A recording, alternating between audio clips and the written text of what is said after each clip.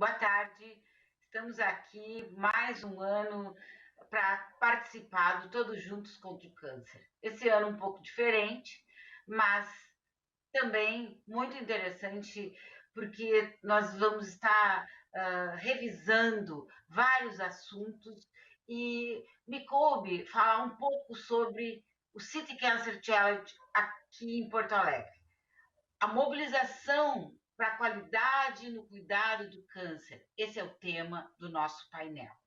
Eu sou a doutora Mayra Calef, sou presidente da FEMAMA, sou mastologista, trabalho no Hospital Moinhos de Vento como chefe de serviço da mastologia e também sirvo voluntariamente como chair do City Cancer Challenge em Porto Alegre. Temos muitas coisas legais para falar com vocês. E a primeira delas é convidar todos vocês para o Welcome to the City of Tomorrow. O City of Tomorrow é uma campanha das cidades do amanhã. Ela foi lançada pelo City Cancer Challenge para incentivar cidades de todo mundo para se tornarem cidades preparadas para enfrentar o câncer e que pessoas, não importa onde elas morem, não importa a condição social, possuam acesso ao diagnóstico de qualidade, um diagnóstico ágil e um tratamento que elas merecem. A cidade do amanhã pode ser a sua. Então, nós vamos deixar esse convite para que vocês entrem no site e participem da cidade do amanhã. Aqui está o site da iniciativa, vocês se cadastram, recebem informações e a abertura desse cadastro é 21 de outubro a 1º de dezembro desse ano. Qualquer dúvidas, vocês podem tirar com a equipe do Brasil, portoalegre@citycancerchallenge.org. Então, depois disso, nós vamos falar para vocês um pouquinho sobre o que é, na verdade, o City Cancer. Lembrar para quem já sabe e também mostrar para vocês que o City Cancer Challenge é uma iniciativa que apoia cidades de todo o mundo para alcançarem o acesso equitativo e de qualidade do tratamento do câncer. Essa abordagem é baseada no princípio de que as cidades podem gerar impacto em nível nacional, criando soluções orientadas por dados, suportadas por uma rede de parceiros globais, regionais e locais, que refletem uma compreensão única do contexto local. Então, o City Cancer foi lançado pela União de Controle Internacional do Câncer, o ICC, na reunião anual do Fórum Econômico Mundial de 2017, em Davos. E foi estabelecida uma fundação suíça a partir daí, independente, que é o City Cancer Challenge, a partir de janeiro de 2019. Agora, vocês podem compartilhar comigo e conhecer todas as cidades que até o momento fazem parte do City Cancer Challenge.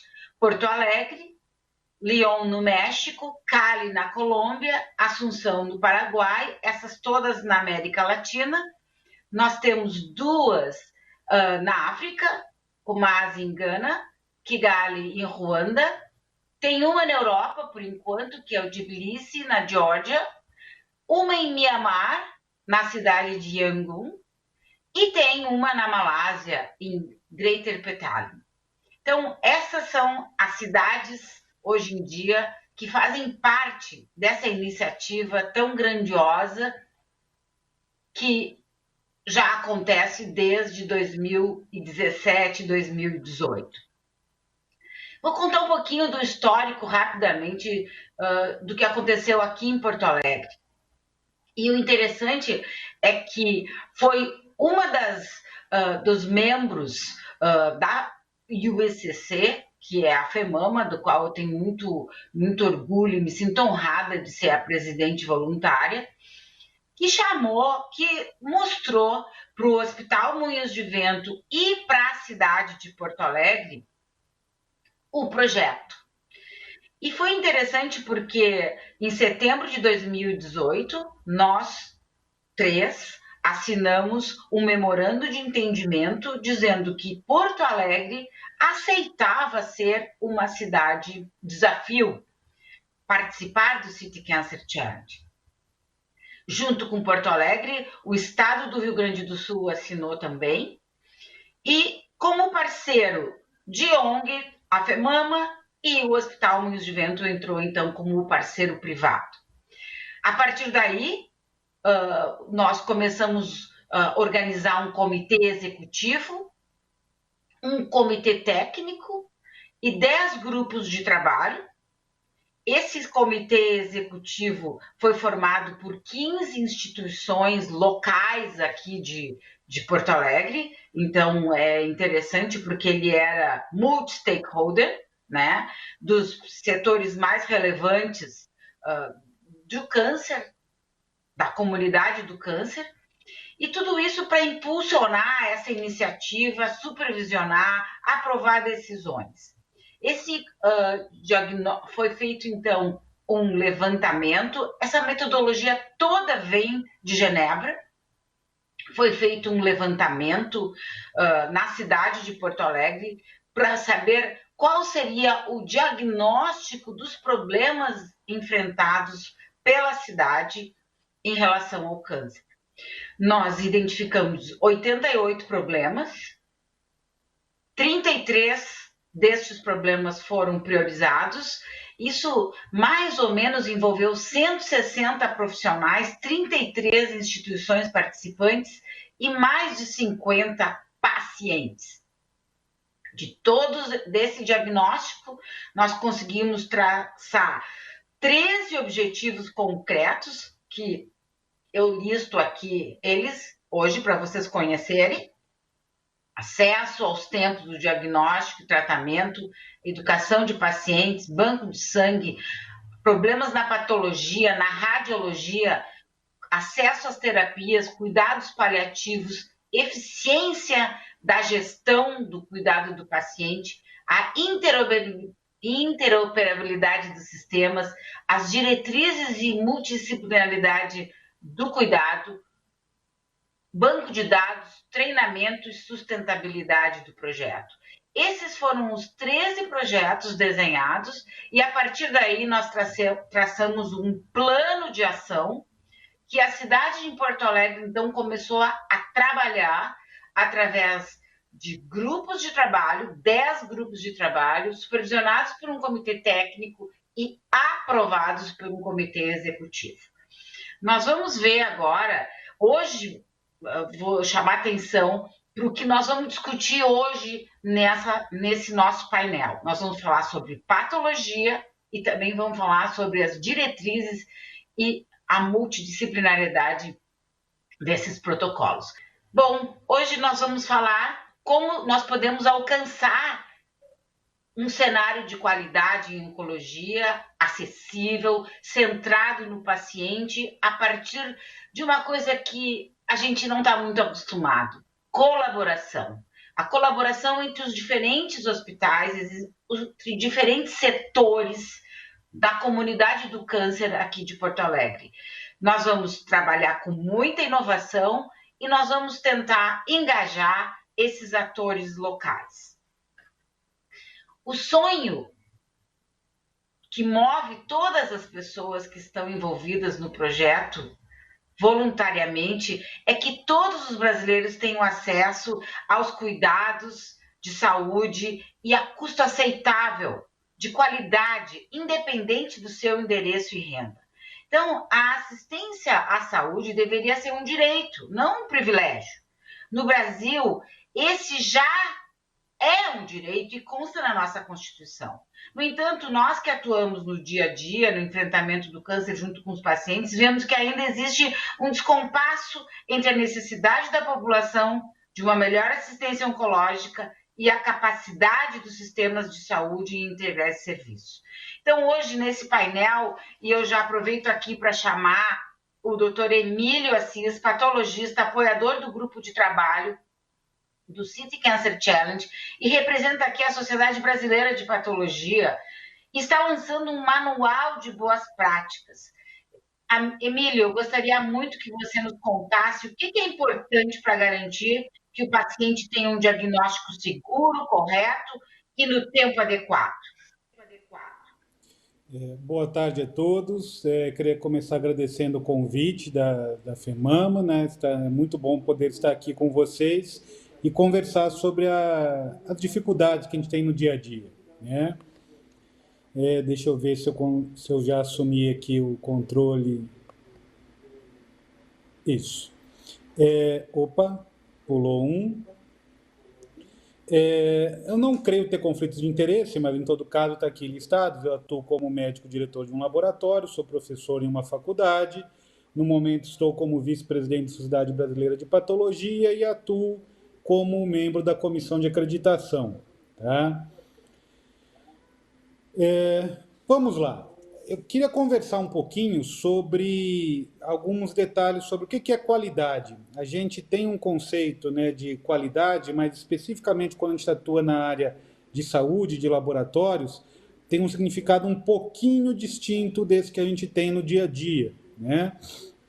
A qualidade, dependendo do autor que você pergunta, pode ser desde conformidades com os requisitos estabelecidos, adequação para o uso, né? E a percepção, né, do consumidor, do paciente, do médico. No final das contas, qualquer produto ou qualquer serviço, ele só é tão bom quanto quem o consome diz que o é, né? E para cada um de nós, acaba que nós temos conceitos distintos do que é qualidade. E especificamente dentro de um laboratório, o controle desta qualidade, tá, é um meio para um fim.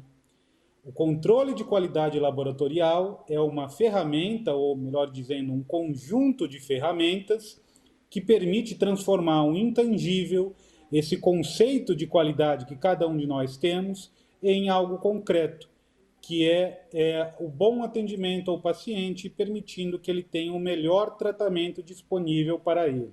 Tá? O propósito básico de qualquer programa de controle de qualidade, na verdade, é previsão. É diminuição das incertezas, é controle das variáveis para organizar os mecanismos de controle de um processo. Tá? Com isso, a gente diminui, né, o objetivo é que não exista, mas acaba que no dia a dia nós sempre nos deparamos com situações não conformes, e quando elas ocorrerem, o impacto não é tão grave, é rapidamente detectado e, portanto, rapidamente corrigido. Tá?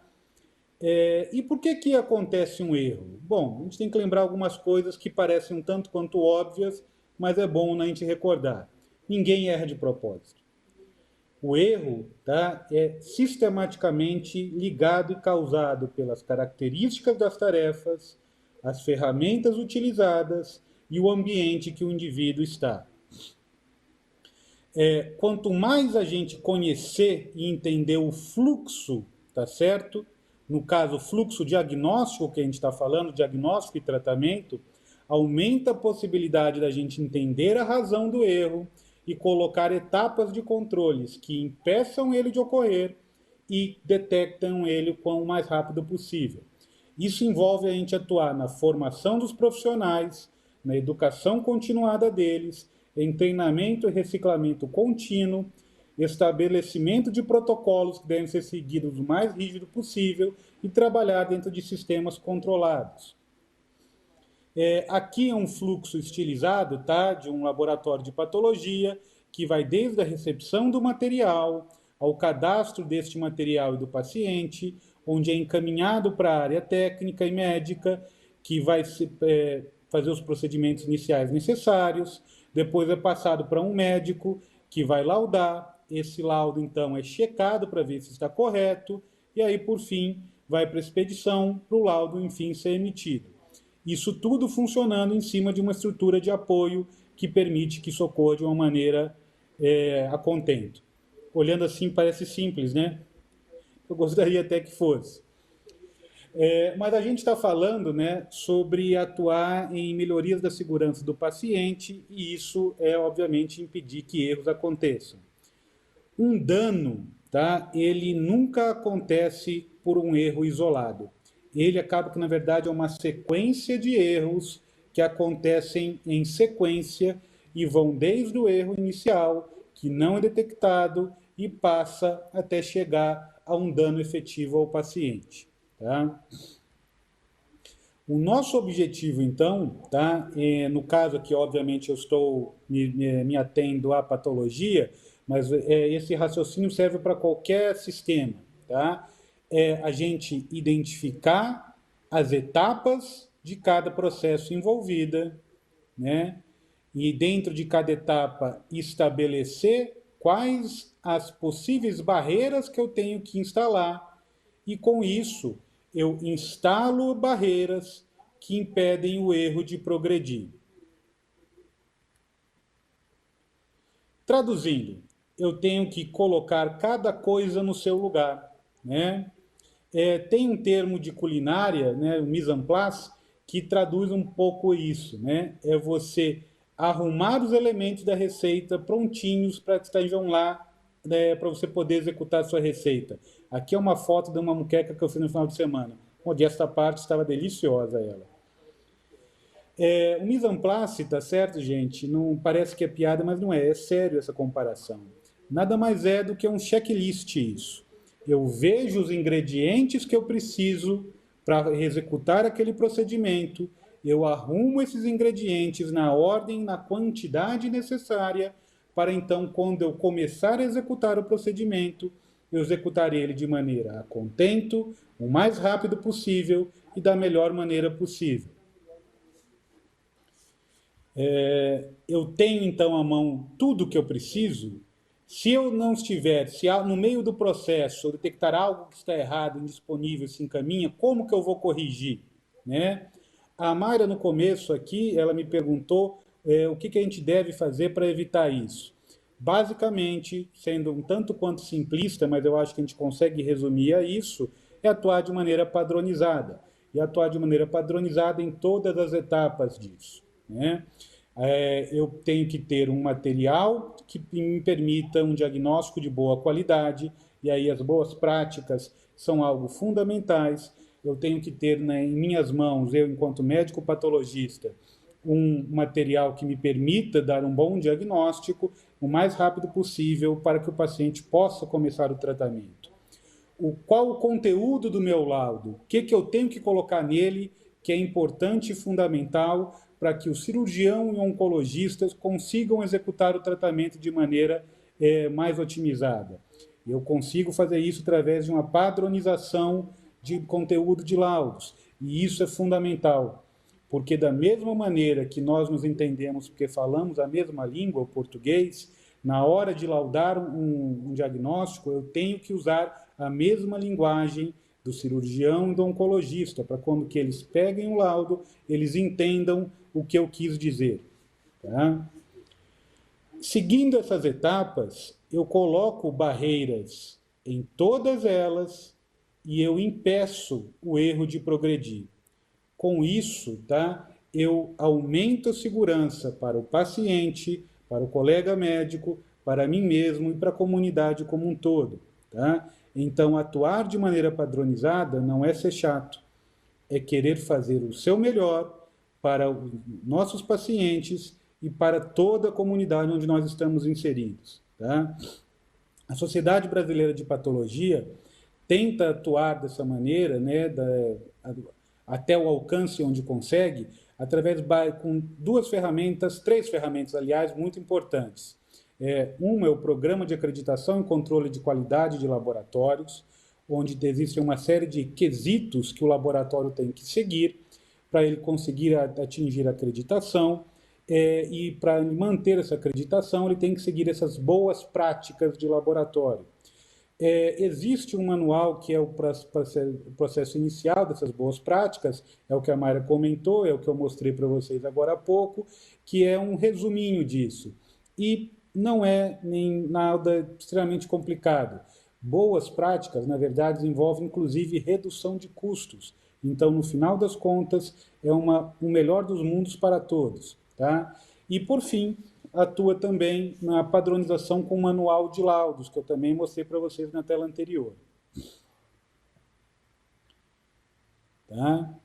Esse é o manual de boas práticas, tá certo? E trabalhar com qualidade é um trabalho que é contínuo, ele é inesgotável, porque esta qualidade deve ser inserida e incorporada na rotina. Ela não é algo que a gente tem que fazer para uma apresentação, para uma auditoria. Ela é parte integrante do trabalho, tá? Porque dessa forma a gente tem certeza, a garantia que aquele paciente vai ser atendido dentro de um controle, dentro de um parâmetro de qualidade mínimo.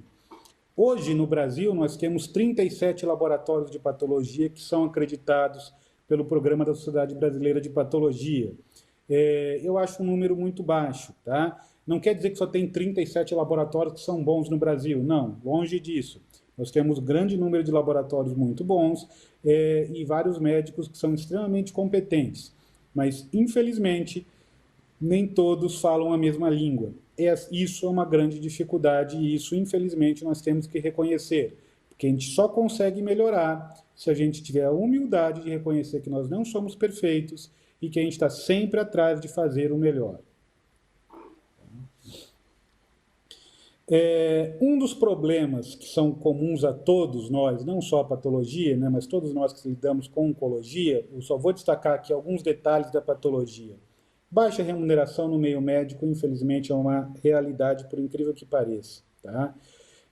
Só para vocês terem uma ideia, especificamente na patologia, desde 2008, não há reajuste nos procedimentos pagos pelo SUS. Tá certo? Desde o ano passado, em 2019, o TCU foi tentar estabelecer um diagnóstico da situação do tratamento no SUS. Ele viu uma realidade que preocupou ele e indicou a necessidade de que o Ministério da Saúde adequasse seus valores e atuasse na valorização dos profissionais, não só da patologia, tá? Como um todo, de radiologia, de oncologia, porque ele percebeu algo que todos nós já sabemos, que é necessário melhoria no atendimento ao paciente e, para isso, é preciso melhorar as condições de trabalho dos profissionais que atendem esse paciente. Na patologia, infelizmente, nós temos pouco profissionais, o número de médicos patologistas é pouco, é pequeno, não é o que deveria ser para atender a população toda. E estes profissionais tendem a se concentrar nos grandes centros, né? Capitais e cidades maiores. Isso também dificulta atendimento em algumas situações. A burocracia no Brasil é algo que, às vezes, cansa realmente a gente. E aqui eu não me refiro só ao setor público, tá? Atendimento a convênios também, às vezes, colocam burocracias que atrasam e desgastam muito o tratamento.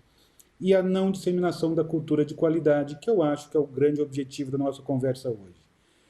Que a qualidade, como eu estava falando, em relação a laboratórios e atendimentos, nada mais é do que uma padronização no atendimento para uma garantia de um atendimento com o mínimo de variáveis possíveis, porque nós já temos dificuldades suficientes em estabelecer o diagnóstico e o tratamento sem que algo imprevisto e de errado aconteça nesse intervalo.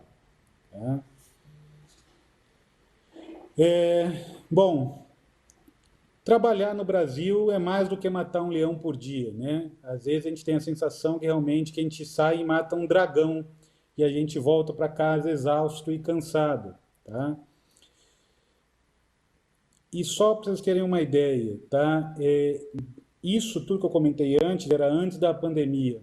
Depois, agora, no ano de 2020, em abril, cerca de 70% das cirurgias de câncer foram adiadas. Estima-se que nos 2 primeiros meses que nós convivemos de pandemia, 50 mil pessoas não tiveram seu diagnóstico de câncer realizado. E vários pacientes, milhares de pacientes, tiveram seu tratamento prejudicado, tanto no ambiente do SUS quanto no ambiente de convênios e particulares.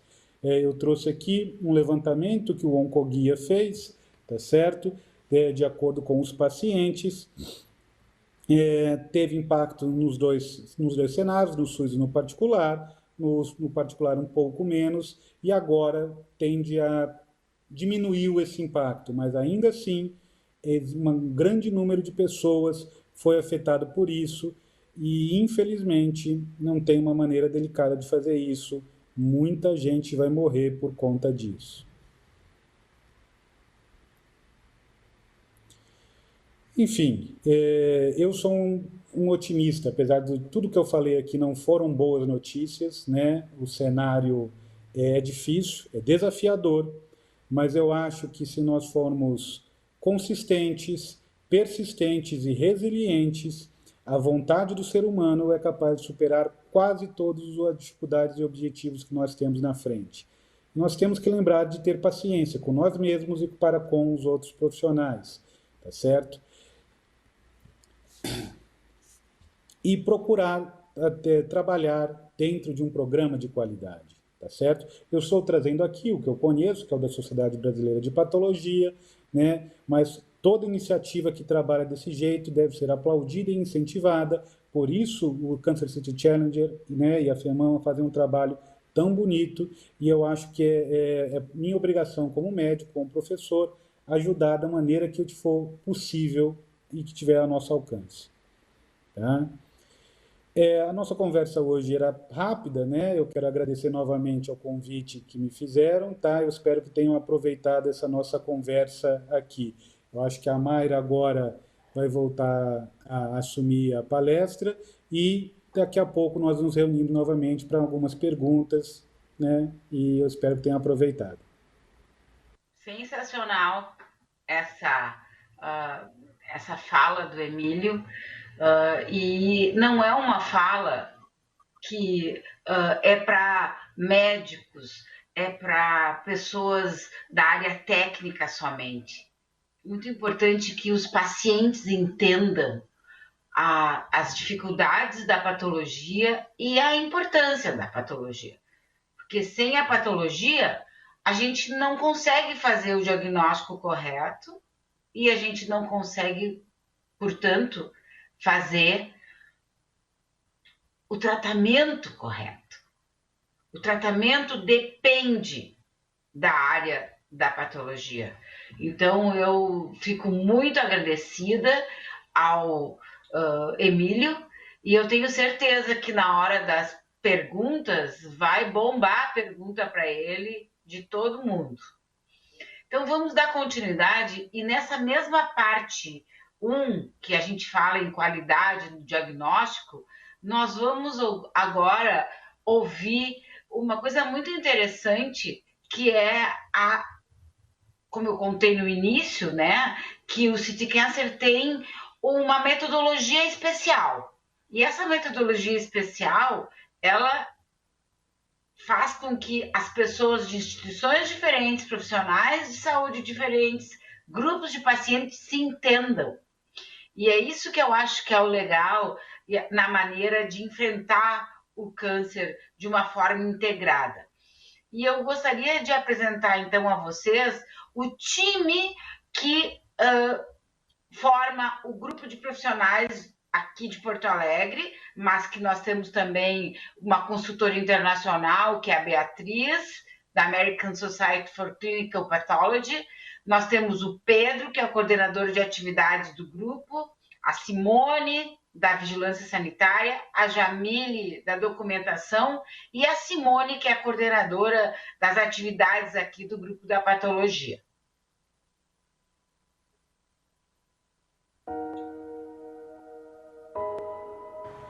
Olá, meu nome é Beatriz Hornburg, sou médica patologista do Laboratório CEDAP de Joinville, Santa Catarina. Trabalho na Comissão de Acreditação do Programa de Acreditação e Controle de Qualidade da SBP e sou consultora do SECAM para Patologia pela American Society for Clinical Pathology. Eu vou falar um pouco sobre a troca de boas práticas entre profissionais e da experiência do SECAM em Assunção. Ninguém vence desafios sozinho. Tomando o exemplo da pandemia, o mundo mudou a sua maneira de fazer ciência. Nunca se viu tanta troca de informação tão rapidamente e tanta parceria sendo feita ao mesmo tempo. Isso prova que é possível ultrapassar barreiras institucionais, pessoais, né, e até mesmo políticas para se conseguir superar alguns desafios, o da pandemia. Trazendo isso para o controle do câncer, que é o que o SECAM faz, promovendo então um ambiente de interação entre instituições, de troca de experiências e de trazer à mesa as dificuldades que se tem para que sejam superadas em conjunto. Nesse ambiente, os patologistas e os laboratórios de patologia têm uma oportunidade única de forjar parcerias e de melhorar o seu atendimento, sua capacidade de atendimento à comunidade, né? Inclusive a sua capacidade de lidar com o mercado. Em relação ao SECAM em Assunção, o que eu percebi, além do trabalho feito diretamente com os patologistas de lá, é que as cidades têm desafios em comum. Não importa o tipo de população ou mesmo não importa a localização geográfica. Então, o que o pessoal de Assunção fez? Eles brilhantemente conseguiram superar esses desafios pessoais e institucionais e forjar a parceria de um grupo que conseguiu implementar uma regulação e um manual de qualidade, nivelando assim os laboratórios para que trabalhassem de forma uniforme, com um mínimo de qualidade para atender a sua população. Portanto, a mensagem aqui que fica é que é possível sim transpor barreiras. O SECAM promove o ambiente, mas é a nossa responsabilidade de aproveitar essa oportunidade e trazer as nossas dificuldades à mesa e buscar soluções em conjunto.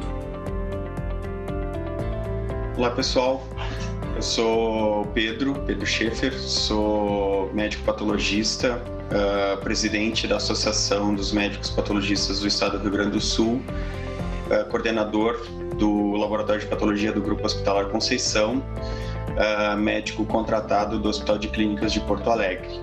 Fui convidado no início de 2018 a participar do City Cancer Challenge. O objetivo desse programa era mapear os desafios que a cidade enfrentava no diagnóstico e nos cuidados do paciente com câncer. Com isso, a gente elaboramos um questionário, foi aplicado a todos os laboratórios e patologistas da cidade de Porto Alegre. Esse questionário gerou uma série de dados que foram apresentados em maio a um grupo multidisciplinar. Desse grupo gerou-se 13 objetivos que foram definidos para a cidade de Porto Alegre. Dentre esses 13 objetivos gerados, 4 eram específicos da patologia. Esses 4 objetivos principais eram a padronização, uma melhor padronização dos laudos anatomopatológicos gerados pelos laboratórios, uma integração desses dados do diagnóstico de câncer com a coleta, envio e análise pela Secretaria Municipal de Saúde, o desenvolvimento de um programa de qualidade melhor estruturado para a cidade e para os laboratórios de patologia, um melhor aprimoramento e implantação de um novo sistema de auditoria externa a ser aplicada pela Secretaria de Saúde de Porto Alegre. Esse projeto todo teve ainda o apoio da Sociedade Brasileira de Patologia e da American Society for Clinical Pathology. Em outubro, o grupo acabou crescendo. Eu acredito que com o engajamento de todos, a gente vai conseguir alcançar esses resultados, e resultados importantes e impactantes no diagnóstico do paciente com câncer na cidade de Porto Alegre. E, obviamente, isso vai possibilitar que a Prefeitura de Porto Alegre, principalmente a Secretaria Municipal de Saúde, tenham respostas e desenvolvam programas mais lógicos no enfrentamento da doença na cidade. Boa tarde, eu sou Simone, sou técnica da Vigilância Sanitária do município de Porto Alegre e trabalho na equipe de serviços há mais de 8 anos, atuando na fiscalização dos laboratórios. O município de Porto Alegre é referência para serviços de saúde aqui no estado do Rio Grande do Sul. Nós temos em Porto Alegre 19 laboratórios de patologia, sendo que 5 são hospitalares e 3 destes são públicos. As tecnologias estão avançando na área da saúde e o tratamento do câncer torna-se mais complexo e demanda mais exames, como a patologia molecular, por exemplo. O nosso trabalho é realizar as vistorias anuais para a renovação do alvará de saúde e avaliar o atendimento dos requisitos da legislação sanitária. Embora os laboratórios sejam fiscalizados há bastante tempo, ainda temos quesitos de qualidade a serem trabalhados. Os equipamentos do laboratório devem possuir manutenção preventiva. Todas as rotinas do laboratório devem estar descritas em procedimentos operacionais padrão atualizados. O serviço deve possuir indicadores de qualidade e monitoramento das etapas críticas. A equipe de profissionais do laboratório deve possuir um treinamento contínuo e estar alinhada nas atividades que realiza. É muito importante no trabalho da fiscalização sanitária entender como aquele serviço funciona, ouvi-lo e estabelecer com ele uma relação construtiva de trabalho. O SIQUEM proporcionou o encontro de profissionais que trabalham na área da patologia, nos proporcionou também atualizar o checklist de fiscalização dos serviços e a elaboração do manual de qualidade para os laboratórios. Meu nome é Jamília Budi, eu sou bióloga, eu trabalho com gestão da qualidade em laboratórios clínicos e anatomia patológica. A minha participação nesse projeto é na elaboração e na gestão dos documentos. Nós estamos elaborando. O laboratório de anatomia patológica ele tem processos, e controle de qualidade muito específicos, diferenciando esse laboratório dos laboratórios clínicos. Além disso, as legislações incluem as resoluções. Na legislação inclui as resoluções do Conselho Federal de Medicina. Por conta disso, um dos objetivos desse projeto é a elaboração de um manual da qualidade específico para anatomia patológica. Primeiro, nós fizemos uma revisão bibliográfica, coletamos de forma ativa, então toda a parte de legislação, referências teóricas, e também utilizamos como norte os requisitos do Programa de Acreditação e Controle de Qualidade da Sociedade Brasileira de Patologia. Depois nós elaboramos então uma estrutura para esse documento, Foi isso tudo revisado e criado em conjunto nesse grupo multidisciplinar de trabalho. Após essa estrutura montada, nós desenvolvemos esses itens nesse manual.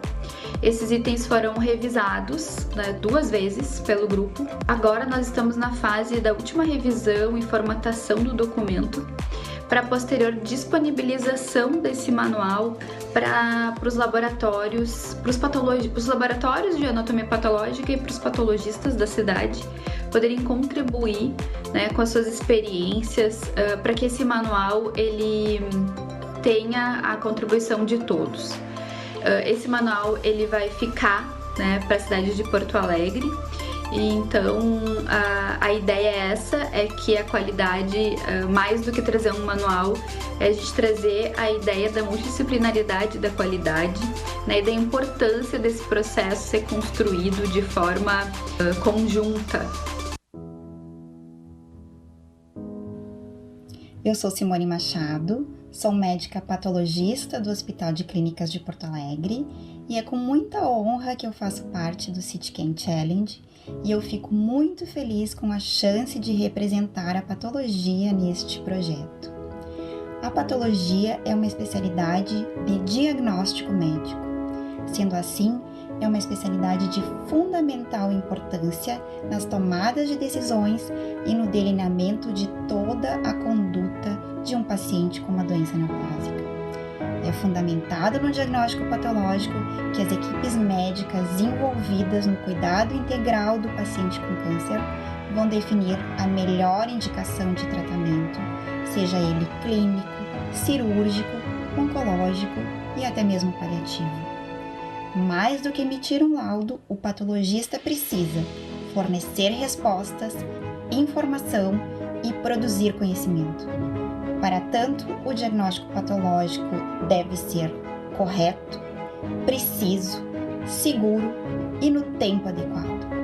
Mais do que um resultado de exame, o laudo patológico representa o fim de uma dúvida, o início de um tratamento e, sobretudo, uma esperança.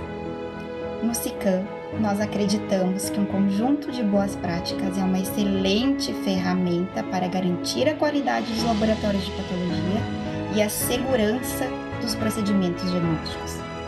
Também é nosso objetivo desenvolver uma rede de comunicação entre todos os laboratórios de patologia, propiciando trocas de experiências e aprendizado contínuo, e assim garantindo a melhor conduta terapêutica do paciente com câncer. O foco principal da patologia é e sempre será o paciente, assim como a preocupação com as suas famílias e com as equipes multidisciplinares que participam de todo o processo. O SICAM é uma proposta corajosa, inovadora, na qual eu acredito muito e um projeto pelo qual eu tenho muito carinho. Muito obrigada pela oportunidade de fazer parte desse projeto e todos juntos contra o câncer. Gente, vocês viram a emoção dessas pessoas fazer esse trabalho em conjunto, trabalho voluntário? Eu acho assim que é um exemplo que tem que ser seguido no resto do Brasil e que os outros países têm exemplos nos seus países de como pode funcionar um trabalho coordenado e um trabalho em conjunto. Então, eu agradeço a todos esses patologistas. Nós vamos encerrar a primeira parte. Emílio, o teu sonho de sonhar junto, sonhando todos é uma realidade, pode se tornar uma realidade. Eu adoro essa música, muitos anos que eu persigo essa frase, e a Simone também falou em sonho. Não, nós estamos tornando um sonho uma realidade aqui, de enfrentar o câncer todo mundo junto. Muito obrigado por todo o empenho de vocês e pela qualidade e técnica que vocês empreenderam a todo esse projeto até aqui, porque ainda não terminou. Agora nós vamos falar da parte 2. A parte 2, ela tem uma conotação diferente, porque fala numa coisa que há muitos anos a gente sabe que é importante, que é a multidisciplinariedade dos grupos de atendimento.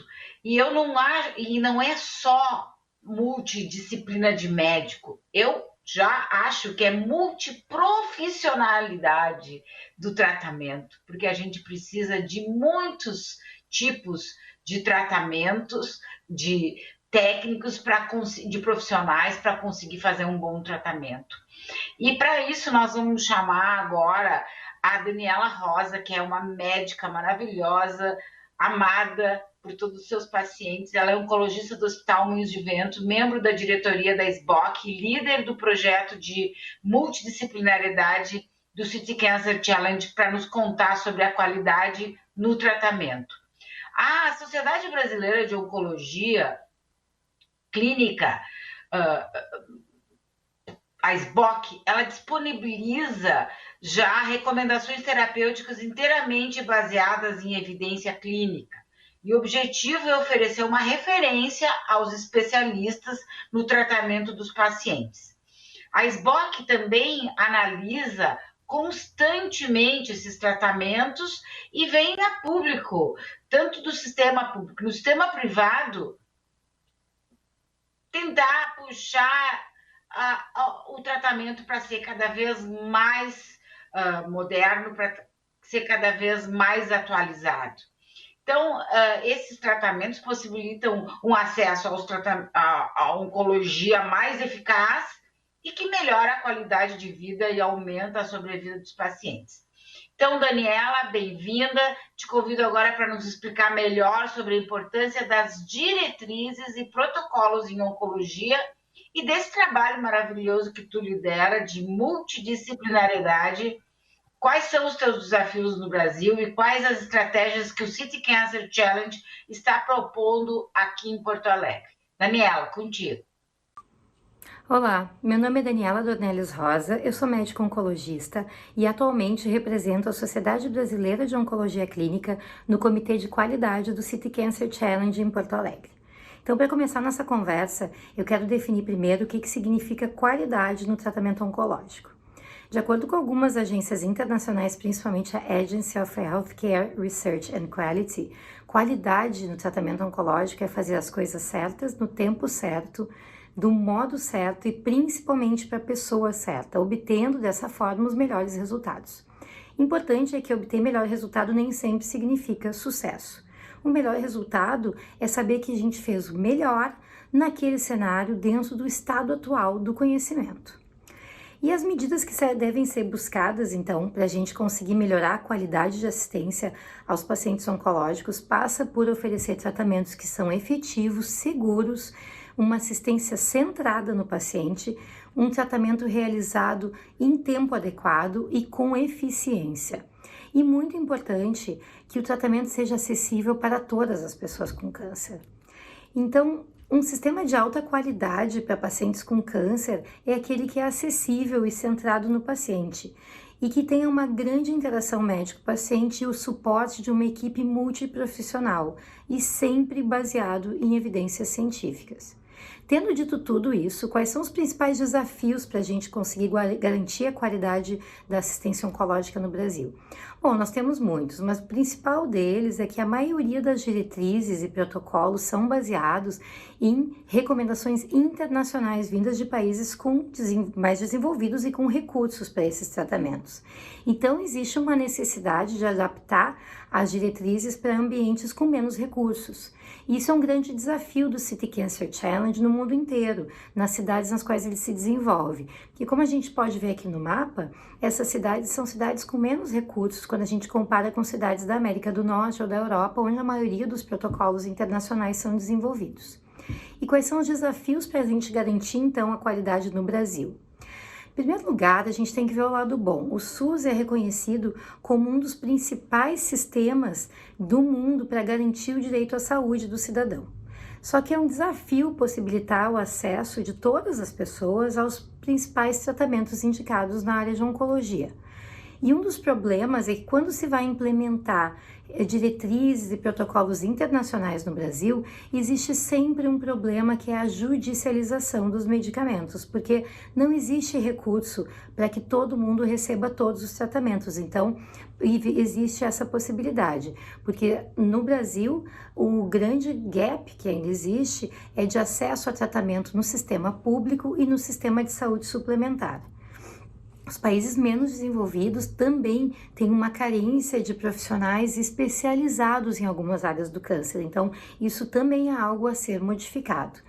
E principalmente a participação dos pacientes, que é muito frequente em países desenvolvidos e não ocorre em países como o Brasil.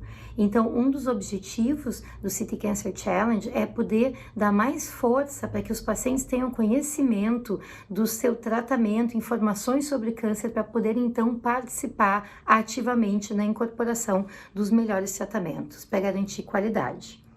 Quais são as possíveis soluções, então, para implementar? Bom, o City Cancer está vendo que algumas cidades e alguns estados desenvolveram protocolos locais.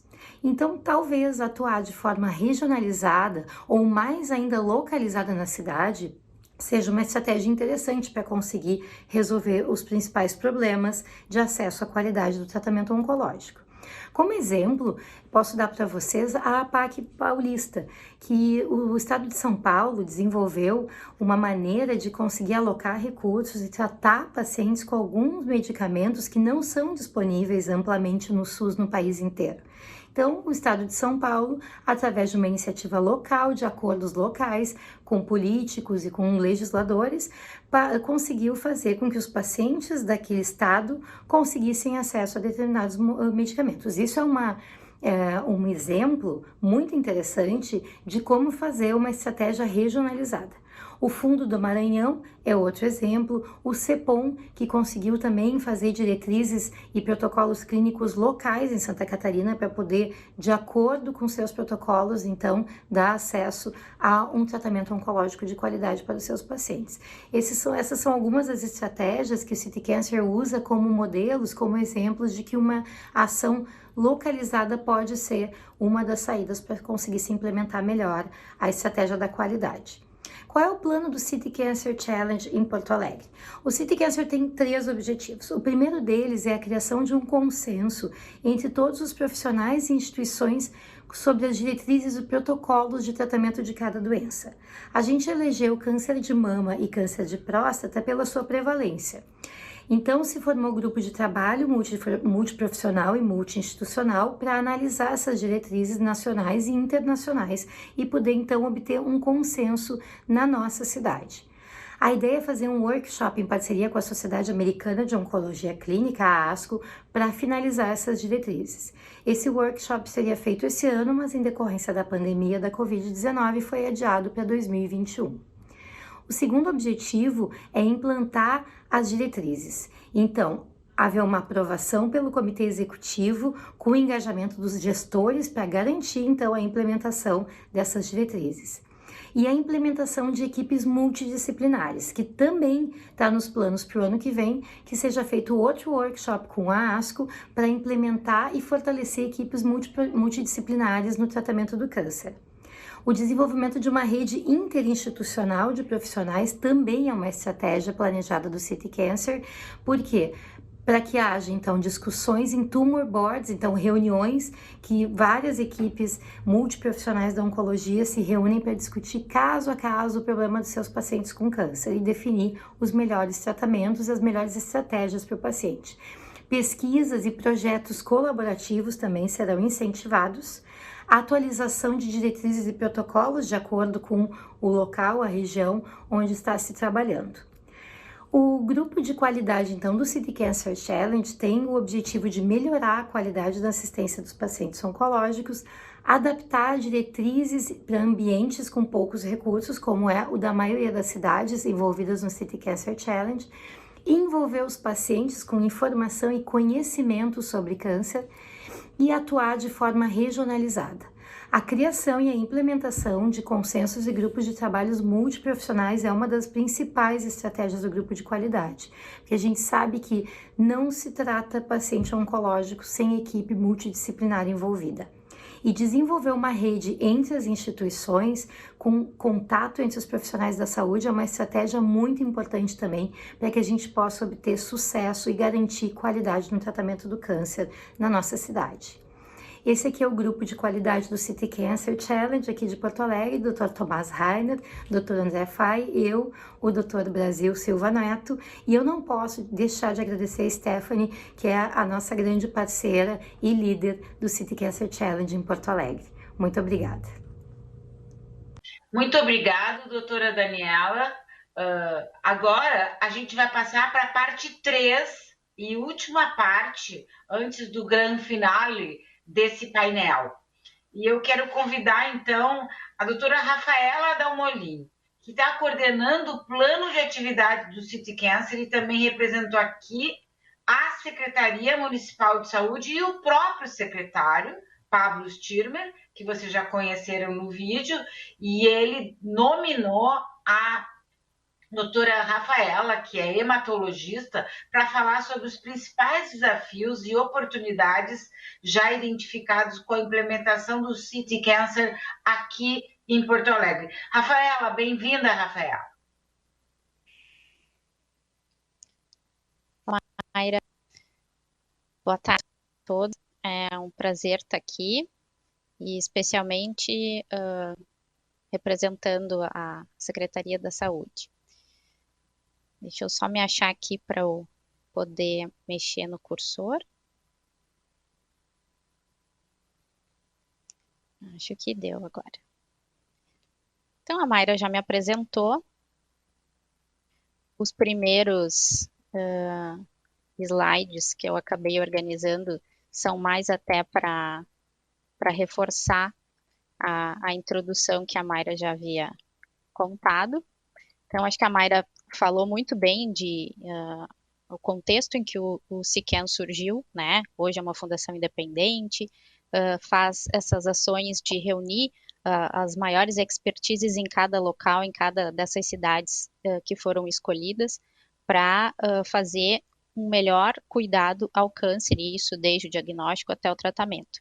Então, eu acredito que nem todo mundo, especialmente da sociedade civil, sabe desse projeto. Eu mesmo, estando na Secretaria da Saúde, levei um tempinho para ficar a par disso, mas é uma ação que nos orgulha muito, saber que Porto Alegre foi escolhida dentre essas cidades do mundo inteiro. Evidentemente, temos motivos para termos sido escolhidos, e isso tem relação direta com a incidência de imortalidade de alguns tipos de câncer em Porto Alegre, que a gente tem de forma muito semelhante à de doenças cardiovasculares, que ainda são a primeira causa de câncer, né? Mas a gente tem essa particularidade em Porto Alegre, comparando a outras capitais do Brasil. E como a Mayra bem falou, em 2019, a gente estruturou esse super comitê executivo com 15 instituições, e que eu fiz questão de trazer aqui. Eu sei que não vai dar tempo de ler cada um, mas saber que cada um aqui está representado. Temos dos principais hospitais, federações, sociedades de especialidades médicas, além da gestão pública. E a nossa chair, a Mayra, que foi quem, na verdade, é a madrinha do projeto que trouxe essa ideia para Porto Alegre. Então, a Mayra falou um pouquinho do que se pensava que seria importante, até o estabelecimento de diretrizes que resultariam num plano de ação para dizer o que de fato precisamos fazer. Então, se foi feito um perfil da cidade, se correu atrás de estatísticas. Como eu disse, a gente tem, somos campeões em morte por câncer de mama, cólon reto, de próstata, comparado a outras capitais brasileiras. Era importante fazer esse diagnóstico através de características quantitativas e qualitativas, para a gente então fazer esse plano de ação, que são de fato os objetivos, as ações que vão ser executadas, e também mostrar os indicadores para a gente confirmar os resultados e dizer no que a gente melhorou e no que ainda precisamos melhorar. Então, esse slide aqui, ele é mais para a gente ter uma ideia geral do quão audacioso é esse projeto. E como os meus colegas já falaram anteriormente, que ninguém faz nada sozinho. Então, a gente vê aqui que são várias áreas e serviços relacionados ao câncer em que temos expertises trabalhando: na patologia, na rádio, banco de sangue, radioterapia, cirurgia, os cuidados paliativos, os médicos clínicos. Temos ações que estão relacionadas tanto à gestão quanto recursos humanos, à própria sociedade civil, ações de qualidade, o registro de dados. Sem os dados, a gente não consegue sequer identificar os problemas, a gente não consegue mostrar o que foi mudado. Então, isso é uma tecla que a gente precisa bater bastante. Então, ações como essa de hoje, essa reunião em que a gente está discutindo Todos Juntos contra o Câncer, sim, isso faz com que essa questão fique mais aparente, que isso tome a discussão de todos, e que é o que a gente precisa para identificar os problemas e poder melhorar. Então, dessas necessidades de Porto Alegre, eram muitas, né? O câncer é um problema complexo, então a gente não pode entendê-lo com soluções que não sejam complexas, né? Não vão ser simples.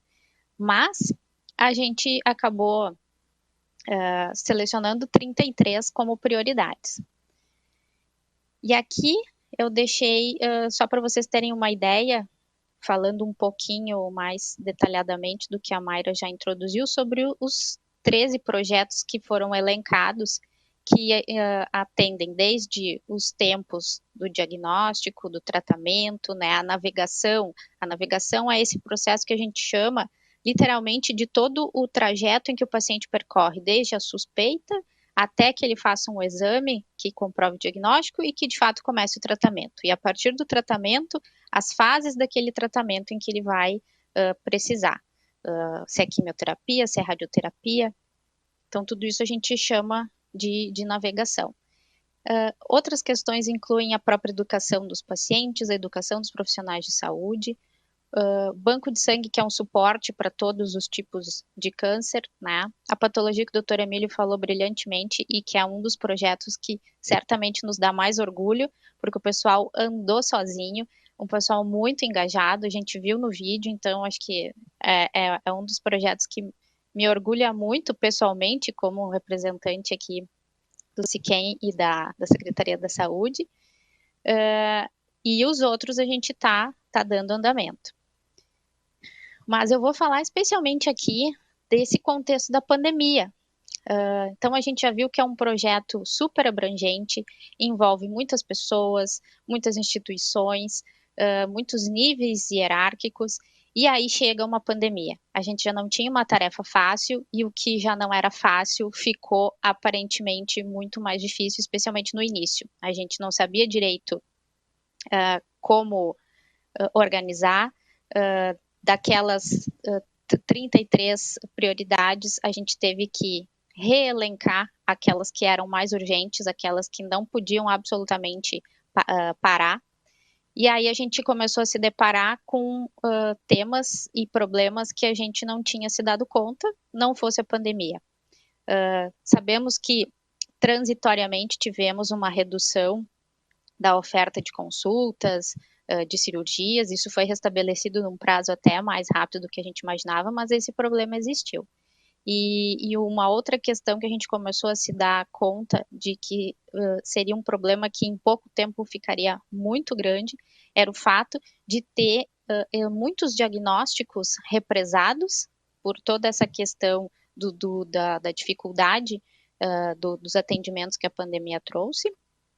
E o que fazer com esses pacientes que não conseguiram consultar no tempo correto, e o câncer não para, né? O câncer não espera. O nosso receio é que esses pacientes que não puderam consultar no tempo correto cheguem mais à frente com os seus diagnósticos clínicos em estágio mais avançado. Então, a gente precisou organizar uma task force, que é o que a gente denominou, para responder esses novos desafios trazidos pela pandemia do coronavírus.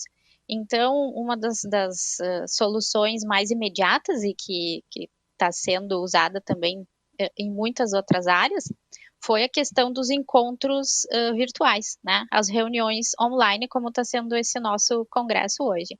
Então, era o que dava para fazer no momento, mas a gente não podia deixar de se comunicar. A gente não podia esperar a pandemia passar para retomar todas aquelas ações que a gente já sabia que eram importantes e que naquele momento tiveram que ser reelencadas com relação às mais ou menos urgentes.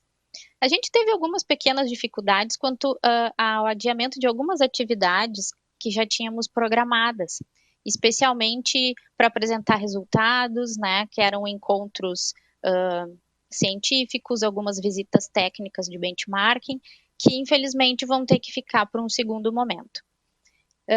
E o que muito me deixa contente também foi saber que essa task force aqui foi de alguma forma abraçada por todos os voluntários e a gente conseguiu de fato fazer bastante coisa nesse tempo e nesse contexto.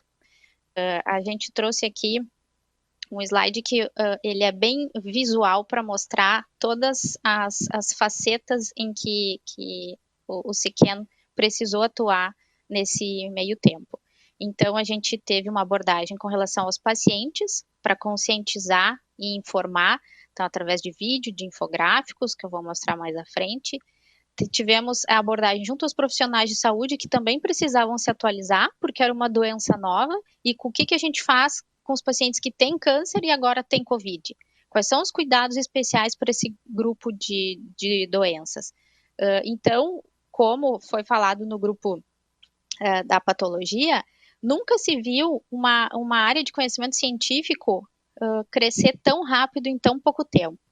E também selecionar essas informações nos tempos em que a gente vive de tecnologia digital e de fake news, também se mostrou extremamente importante ter esse filtro para saber o que de fato podia ser aplicado na prática para essa população que já tem um risco aumentado, que já é imunodeprimida, e para poder orientar, então, esses profissionais de saúde que estão na linha de frente. Com relação à mídia, como é que a gente leva a informação para os pacientes, como é que a gente leva a informação a quem mais possa ajudar? Então, foi feitas mobilizações, alertas, a gente trabalhou para levar dados para reportagens, e da parte da gestão, tem um projeto piloto de teleconsulta na atenção primária que eu vou falar logo mais para vocês, que também está nos enchendo de expectativa e que a gente acha que vai poder melhorar bastante aí a atenção primária com relação aos pacientes oncológicos. Aqui eu trouxe para ilustrar com relação aos pacientes. Foi feito um vídeo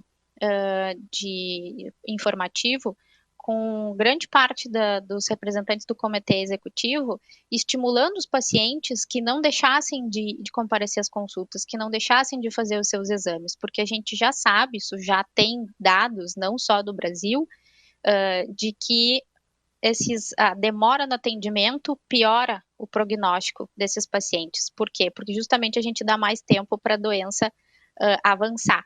Então, apesar de que no início estávamos um tanto desorganizados e sem saber direito como organizar melhor esses fluxos, os hospitais agora, as clínicas já estão com fluxos que a gente chama Free Covid e os fluxos de Covid. Então, as equipes de saúde que estão atuando nesses pacientes, elas são diferentes, elas não se misturam, os fluxos dentro dos hospitais, mesmo elevadores, mesmo salas de radiologia em que são feitos os exames, tudo isso pode se organizar para não haver essa agregação de pacientes com diferentes patologias e diminuir o risco de transmissão. Também a gente conseguiu organizar uma cartilha que foi para esses pacientes com câncer, de dicas de como se comportar nesses tempos de pandemia. Então, são informações muito visuais, muito práticas, didáticas e que estão disponíveis nos sites dos nossos apoiadores e também em versão impressa.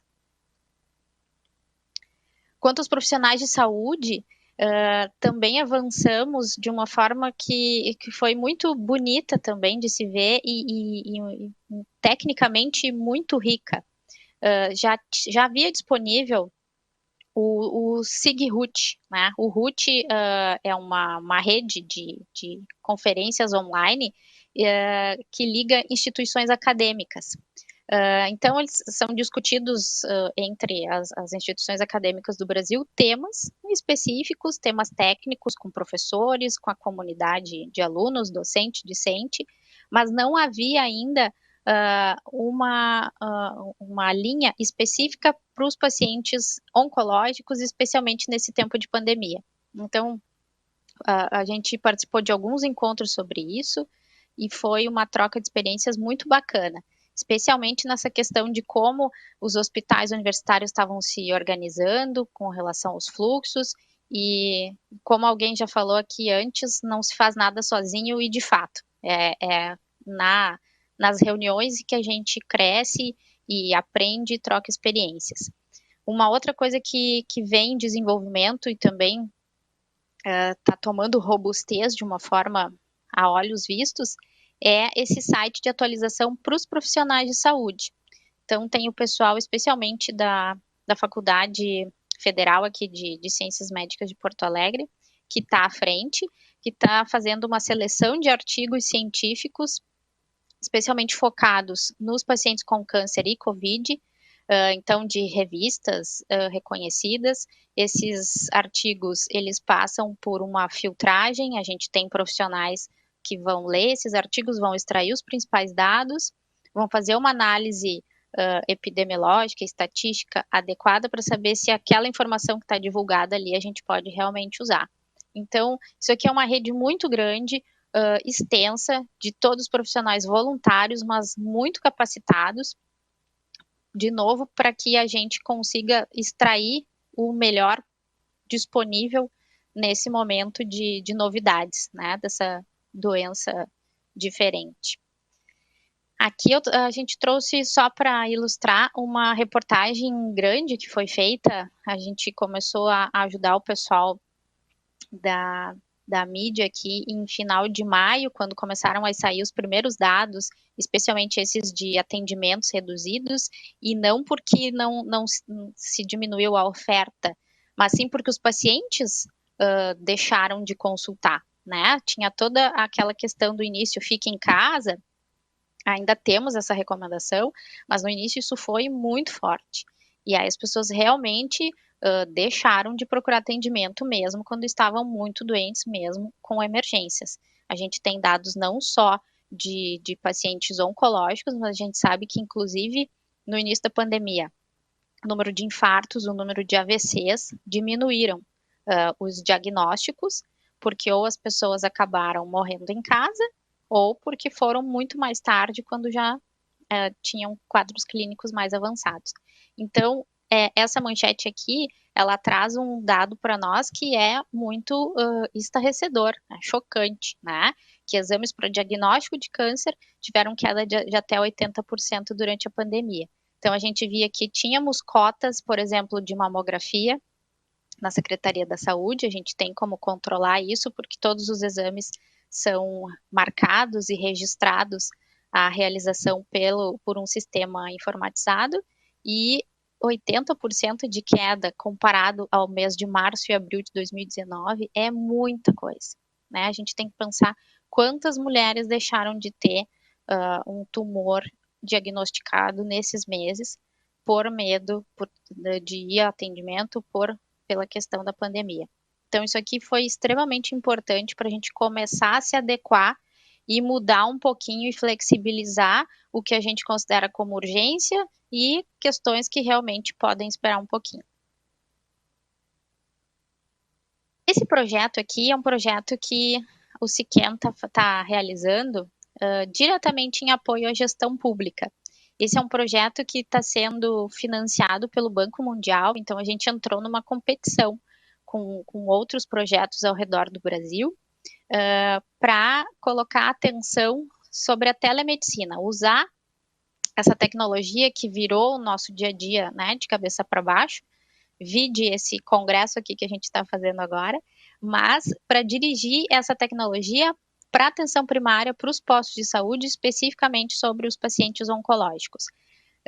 Falando muito rapidamente sobre esse projeto, a gente pegou dados estatísticos de incidência do INCA para o ano de 2020, de casos novos de câncer de mama, colo reto e de câncer de colo de útero.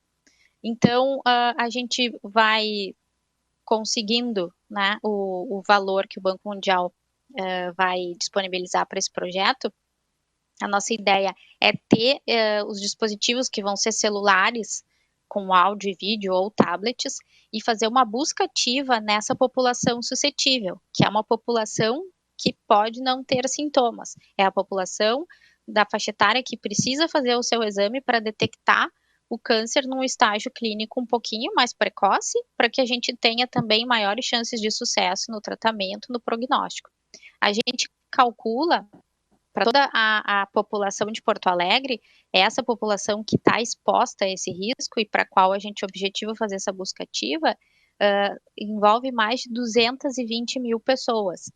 Então, esse também é um projeto muito ousado, que teve a colaboração de pensá-lo e colocar no papel com a ajuda do Siquem, e que a gente espera, estamos na expectativa, que o Banco Mundial nos agracie com com esse valor e que a gente possa colocar isso em prática. E isso aqui vai ser uma iniciativa inédita, até onde a gente sabe, não temos nenhum projeto piloto semelhante no país, e certamente a gente vai aprender muito com isso e vai poder aprender e melhorar o acesso de muitos pacientes com diagnóstico precoce de câncer. Essa aqui a gente trouxe para mostrar para vocês que como esse problema é complexo e ninguém faz nada sozinho, a gente tem ações que são desenvolvidas diretamente pela Secretaria Municipal da Saúde, mas outras que a gente tem que contar com a ajuda da Secretaria Estadual. Então, logo que a pandemia começou, a gente identificou alguns gargalos e fizemos uma reunião em maio com o pessoal da Secretaria Estadual de Saúde, porque há atribuições diferentes para cada esfera e a gente precisava, naquele momento, concatenar melhor essas ações e colocar objetivos em comum para poder minimizar os efeitos dessa questão da pandemia. Então, o que a gente conseguiu combinar com a Secretaria Estadual da Saúde, usar instrumentos que pudessem fazer melhorias no processo da própria regulação, né, inclusive de pacientes do interior do estado que não tem um serviço de oncologia na sua cidade, para vir para a cidade mais próxima, para vir para Porto Alegre. Utilizar protocolos clínicos, que a gente ainda não tem para todas as especialidades, e para isso a gente vai contar com o auxílio do Telesaúde, esses protocolos já estão em elaboração. Uma outra coisa que nos preocupava, e ainda nos preocupa, mas foi tida essa ideia durante essa reunião, que muitos pacientes têm dificuldade para fazer o exame diagnóstico, já tem uma suspeita clínica, tem sinais e tem sintomas, mas a gente precisa daquele exame que vai dar o espécime para biópsia, para levar no patologista e dizer o nome da doença. E a gente viu que, dependendo do exame que a gente precisa e da cidade onde esse paciente está, determinados exames são difíceis de conseguir. E a gente tem protocolos de pesquisa clínica, né, onde se testam basicamente remédios novos, né, medicações novas para os diferentes tipos de câncer, em que muitos desses protocolos que dão a medicação também estão incluídos os exames diagnósticos. Então, isso aqui é usar de uma maneira em que a gente entendeu bastante inteligente, usar um recurso que não é público, né, ele não vem dos cofres públicos, mas que pode certamente ajudar a encurtar esse período do diagnóstico e que não vemos impedimento ético nenhum para isso. Então, isso ainda é uma ideia que está sendo desenvolvida, mas já é um avanço a gente poder ter discutido com a Secretaria da Saúde. Outros gargalos que a gente viu é que muitas vezes temos em determinadas cidades alguns serviços que estão capacitados, mas que não funcionam, não cumprem a cota de atendimento desses pacientes oncológicos ou não cumprem a sua cota de exames. Então, isso tem que ser revisto de uma maneira um pouquinho mais crítica e para que a gente possa também melhorar e de alguma forma, descentralizar o que for possível, para que nem tudo precise vir para a capital, né, porque a gente tem aqui também um limite de atendimento, né? Então, a partir do momento que a gente consegue pulverizar isso, mais pessoas podem ser avaliadas num menor tempo. Aqui para falar um pouquinho do Telesaúde, o Telesaúde é uma estrutura que a gente já tem pronta e que funciona muito bem. O Telesaúde é uma instituição que está vinculada à URGS e ao Ministério da Saúde.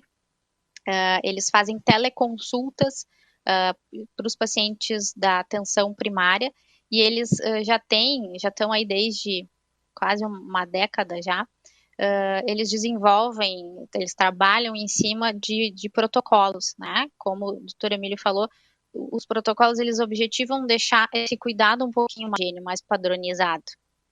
E a gente tem no Telesaúde protocolos para muitas das especialidades. Eu coloquei aqui hemato, gineco, gastro, mas um protocolo de oncologia a gente ainda não tinha.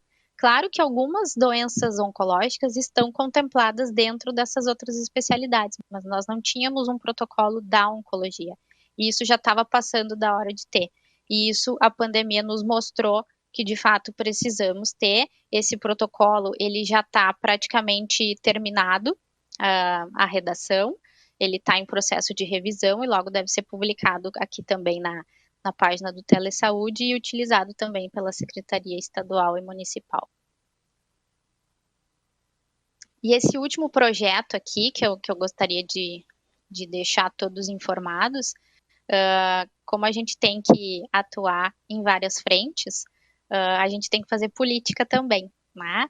Então, aqui é um projeto de lei para fazer um fundo estadual de combate ao câncer no Rio Grande do Sul. Né?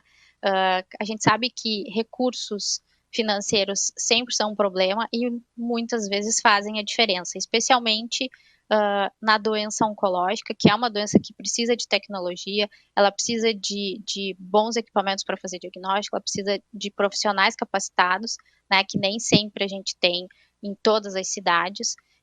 Então, trazer um recurso para isso e garantir que o recurso sempre exista, certamente vai modificar aí o curso de muitas vidas. Então, esse projeto de lei para criar esse fundo estadual de combate ao câncer, ele basicamente quer fomentar estudos clínicos que auxiliem esses pacientes, garantir o fornecimento de medicamentos, de tecnologias, garantir ações prioritárias também na prevenção, tanto no tratamento quanto na reabilitação desses pacientes com câncer, incluindo a população pediátrica, né, que às vezes é um pouquinho esquecida, porque a gente pensa, né, paciente com câncer, a gente não pensa em criança e em gente jovem de cara, então precisa ter uma atenção para isso também. E eu quero ressaltar aqui a super ajuda do IMAMA, que é, né, quem na verdade está super à frente aqui, super engajados também para que esse projeto de lei possa de fato se tornar uma realidade. Eu não posso deixar de falar nos nossos muitos parceiros. Quero reforçar aqui que as ações do City Cancer Challenge, elas são todas feitas por voluntários. Então, todo mundo que participa da forma como seja, através da sua expertise, de organização, enfim, todo o tempo doado, ele é um tempo voluntário. Então, um slide só é pouco para caber em todos os nossos parceiros. Ainda bem, né? Ainda bem que não faltam. E eu agradeço a todos pela oportunidade, dizer mais uma vez que eu pessoalmente sou muito orgulhosa também de participar, e como o doutor Emílio, como a doutora Mara, eu também sou uma otimista. Eu acho que a gente tem que pensar que é possível, e se a gente olhar para trás desde março, essas ações que eu contei agora para vocês, de fato a gente conseguiu realizar muita coisa num espaço de tempo pequeno e sob essas condições adversas, de estar todo mundo preocupado, de não saber direito o que fazer. Então, acho que a mensagem que eu gostaria de deixar era: sim, é possível, né? A gente talvez só tenha que separar o importante do urgente e ir apagando os incêndios, mas é possível e a gente tem muita gente boa aí engajada para isso. Muito obrigada, e eu passo para a doutora Mayra agora para seguir o nosso painel. Muito obrigado, Rafaela. Sensacional a tua exposição. É legal de ver esse otimismo e essa garra aí de pessoas mais jovens e que podem contribuir um monte com essa causa. Eu queria mais uma palavrinha do secretário municipal de saúde, Pablo Stirmer, por favor. Um outro exemplo que a gente tem identificado é a dificuldade, a necessidade de padronizar os laudos anatomopatológicos, para que a gente consiga beneficiar o paciente com aquele tratamento mais adequado ao seu diagnóstico.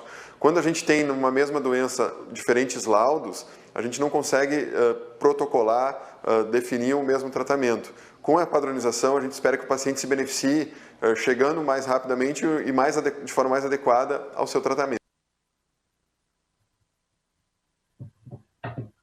Então, esse é o Pablo, que tem sido um super apoiador do projeto, e sem a Secretaria da Saúde estar envolvida nisso, não vai para frente.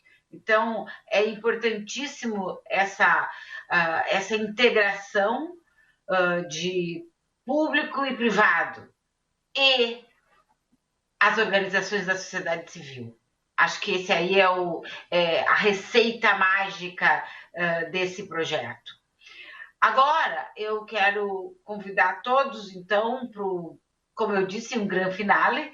Estamos nos aproximando do Outubro Rosa e a FEMAMA tem, desde 2008, através das suas ações e das suas associadas, conseguido iluminar o Cristo.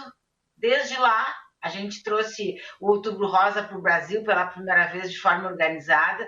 E esse ano, dia 1º de outubro, nós vamos fazer um lançamento, então, né? Vai ter uma live às 18 horas, ponham no seu calendário, com artistas famosos, está tudo preparado. Mas o mais importante é que esse ano a FEMAMA, junto com muitos apoiadores, criou uma grande campanha com foco em incentivar as pessoas a realizarem o diagnóstico precoce e estarem atentos para os riscos para a sua doença. E o mote é 3 perguntas que salvam. Salve uma vida com 3 perguntas. Essas 3 perguntas podem fazer a diferença. É uma maneira de envolver toda a sociedade com um call to action muito simples, efetivo, que vai entrar para a cultura popular. Façam as 3 perguntas que salvam. Salve uma vida com 3 perguntas. Saibam mais no hashtag www.3perguntasquesalvam.femama.org.br e também através do movimento que vai começar aí, que é hashtag Vem Falar de Vida. www.vemfalardevida.com.br. Isso tudo vai ser lançado em 1º de outubro e nos primeiros dias de outubro, para que a gente tenha aí um mês muito, muito, muito cor-de-rosa. Eu queria agora agradecer a todos que contribuíram para essa iniciativa. Quero agradecer muito a Stephanie Shahini, que é a manager, a pessoa que nos envolve, a pessoa que nos deixa sempre com vontade de continuar dentro do City Cancer Challenge, ao pessoal de Genebra, que tem dado muito apoio e chama Porto Alegre como uma cidade exemplo dentre as 10, porque eles estão vendo aqui que estão trabalhando com gente que faz. A todos vocês que estão nos ouvindo, e a partir de agora nós vamos responder as perguntas da plataforma. Um grande abraço e segue as perguntas.